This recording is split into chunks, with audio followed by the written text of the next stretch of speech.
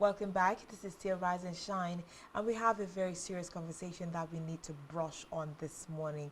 The fact that in the past 8 days, we had citizen Matthew Okono go on a hunger strike, and of course, he sat in front of the Hilltop Mansion, the axis that we call Barracks Road in Akwa Ibom State, just to show and put out a plea to the state government to wade into a matter of debt and other serious related issues. And we have citizen Matthew Okono here to have a conversation with us as to how the last 8 days have been. So far so good with the hunger strike. Has there been any progress with regards to the case? Let's not forget that we also have the fact that Akwa Ibom Diaspora Group has, written to beg the governor, Udom Emmanuel, over activist Matthew Okono's hunger strike. And we have him here on the show with us this morning. Good morning. Good to have you on the show. Thank you very much. It's good to be here. I should actually ask, how are you doing after 8 days of going on hunger strike? Well, first of all, thank you for having me. Before I went on hunger strike, I was here. Yes, you did. And I'm back from not just hunger strike, but a spiritual and physical journey that has prepared me for any level of challenge, no matter the velocity. Actually, it wasn't 8 days of hunger strike. It was 7 days. Okay. We started with a press conference to just give notice. It was on the 2nd of May. I did a press conference to give notice that please attend to my case. If nothing is done between now and Monday, which was 8th, I was going to begin a hunger strike between 8th and 14th. And nothing happened. A deal did happen with people trying to reach out to say, please don't attempt it. Some said, that is very strange here. If you just die, you don't have to go and find food and eat. Who cares about hunger strike in this part of the world? And I told them that I'm not staying hungry. I am afflicting myself, further afflicting myself to add to the affliction I've suffered for 8 years. And somebody said that weak people are hard on others, but tough people are hard on themselves. God had prepared me for it. Even people in diaspora called. They had meetings. They tried to reach out. I said, please, there's no alternative because I've exhausted every local means to have my issues resolved. So I'm a global citizen.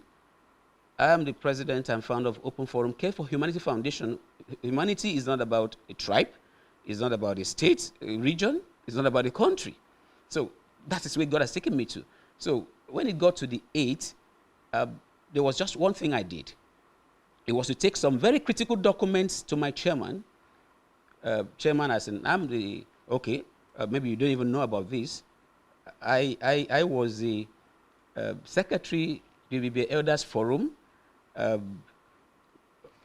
up till yesterday that I saw something online, and this morning I now heard something in the news that I've been suspended, and I'm not getting there yet. So I said, I must do this for my leader because I respect leadership.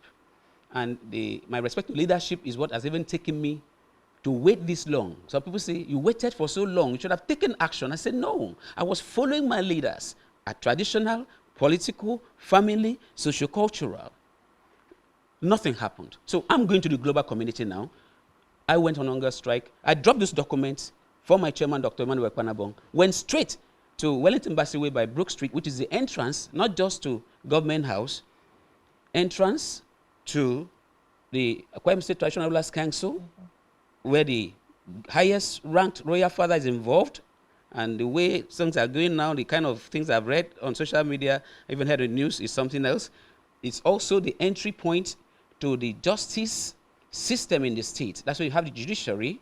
And then the last bus stop, the final house on that road, is the Hilltop Mansion that houses His Excellency. I was there every day from about 8 o'clock until 5:36, and I wasn't there alone.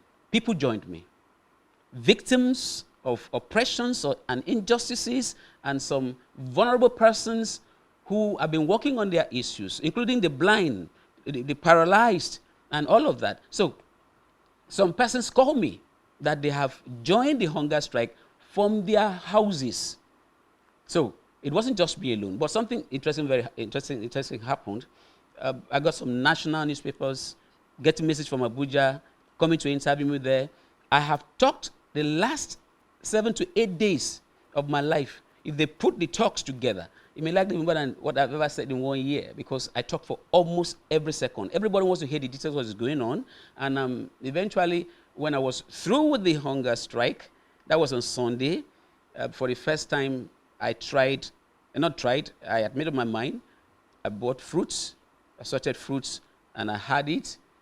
It's like, throughout the period, I was very strong. When people come to some people start crying, I'll be bubbling, Okay, bouncing. let's establish something. Let me say this first, so that it will help you to arrive at how I came out. Because time is of essence. Let me just drop this, please. By the time I ate the fruit, where I sat to eat it on the floor, I was still making calls. And somebody said he could not hear me, so I tried to stand up. The ground turned. That's where I sat or laid down till morning, no sleep, and I had to send for a wheelchair because I was to go out on what we call the Akwa Ibom March for Justice. With victims, with people who had issues, about 30 or so of them came out. I ordered for a wheelchair, which was rented. A physical challenged person gave it, and they brought it. I wanted a stretcher, but eventually, God kept me on my feet. So yesterday, we did what we call a Akwa Ibom March for Justice. I was on my feet from one media house to the other with people you will get to see. I wish we were able to send some of the videos to you, but someday I pray we'll have it. So that has been my experience. And thank God, I took my bath, I shaved for the first time, and I got dressed for the studio, except this. This is the only thing I've worn for the last 8 or 9 days. Okay, now, 7 days you have been on hunger strike, demanding for justice for not just yourself, but all the people that have been afflicted with degrees of pain and injustices. And I remember also that majorly we've had conversations on public complaint and how government seems to be handling some of these issues. Now, you have done 7 days. Would we say that you have reasonably been able to, put your cry and your plight out there to government, and we are going to sit here and say that there's some kind of succor coming?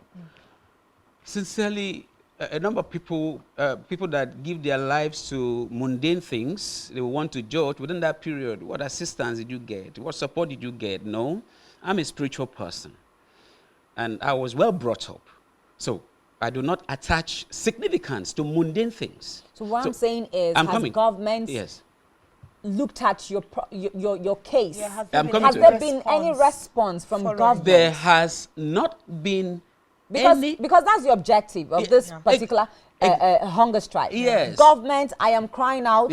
I need help because of these kinds of injustices that I have been made. Is there a glimmer of hope? Is there a glimmer of hope? There is. There is. Why I say there is that, like yesterday, we were to get to the government house. I believe in rule of law. I couldn't reach out to the CP, neither could I get to the DSS. And I talked to a lawyer. What do I do? So you don't need approval to go on your march, but you need to inform the authorities. Because I had no time to do that, we just chose to stay at the Globe Runabout and then did our chanting. That's the access way. And by the time the governor left for a ceremony, I wasn't there. I was busy doing the banner. But 2 things happened there. 2 people came. One was somebody who came. In fact, it caused traffic there. Trying to find out, while I was talking, from some of the victims with me. And he said, I'm going back to government house. Somebody's going to address you. Another person, a security agent, came. By the time we talked, he said, let me come. I'm coming back. We got soaked there. I waited. He couldn't make it. And we had different meetings to go. So we went. So invariably, there are people that have gotten to know. 2 or 3. The diaspora, like Ibom People's Congress in USA, there are other 2 international organizations that are sending letters to the government, and they have made the points clear. What is the issue? Just give him attention. The same, what will I say? Will I call it evil, or the same system that has shut the governor out from hearing me, not just me. I must say this. There is no conflict resolution mechanism in Akwa Ibom State. And I don't blame the governor. The governor can't do everything. The worst thing to happen to a leader is to surround himself with, call it yes men or sycophants at any level. So once you are grabbed by these ones who sing praises, do propaganda, you are finished as a leader, be it traditional institution at any level. So there was no physical government arrangement, but the signals I'm getting and the latest development, where it will be elders forum, that I have almost laid down my life to serve. I'm not an elder in that class. When I was inducted, one of the elders told me, "You are so young. Are you sure you're up to age?" I said, "Yes, because the age level is 50. And you can't come there without you being recommended." I was recommended, I was sponsored. I was sponsored by the immediate past chairman, Abong Dr. Okono. And I became PRO almost instantly. I became Secretary General after reforms. And thereafter, in fact, the first day I was inducted, when I was asked that question, I said, "I'm not coming," in my statement to everybody at the Elders Forum, I said, "My elders, my fathers, I'm not coming to rub shoulders with you. I'm coming to serve." Because I saw the passion, the patriotism. One of the greatest Ibibio sons, anybody, no matter the age, you are calling a song when you're talking about the tribe. One of the greatest, very, very serious-minded, a man with integrity, was Abong Dr. Okono. I grew up under his tutelage, and I imbibed a number of things from him. And I said, "I'm coming to serve. I'm not coming to rub shoulders." So I've done that. And like the term now, go and verify. We have to verify. I'm going to document something of things I do. We're not talking about today. So there's some form of glimmer of hope coming through. No, because of all of the they held interventions. a press conference and announced my suspension and said some things which in fact, by 3 a.m. this morning, when I was trying to look at, because I suspected, I never believed my chairman was privy to even what was written. So I said, thank God I didn't respond when I saw it online. But this is the most useless and the most useful piece of write-up I have ever seen in my life. The press statement that was made announcing my suspension. Okay. It is the most useless and the most useful, because it's going to add to resolving this matter and helping to reset how things go on. I am not just a productivity advocate and practitioner. I am a reformer. I have reformed my life.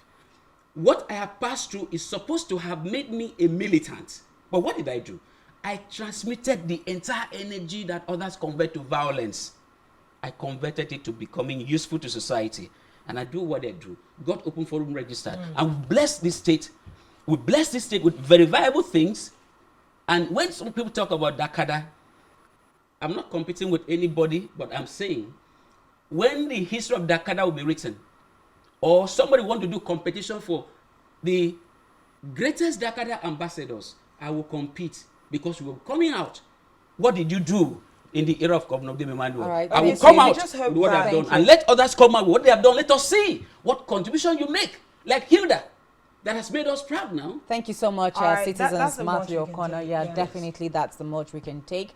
Thank you. We also want to commend you for, just like you have said, not using your energy for violence, but going through the the normal procedure to solving your case of injustice. We also hope that government will be listening to this plight of yours, and also, as a good government too, will be able to look into the matter, wade into the matter, and try to resolve it amicably. But we just want to say a very big thank you to all those that have been watching. Of course, remember that the media will always set the right agendas for government. My name is Janice Cobham. Thank you so much for watching, and see you again tomorrow. My name is Uyai Aneka, and it was a great delight to do this today. Let's do this again tomorrow. Enjoy the rest of our programming. Bye-bye. Definitely.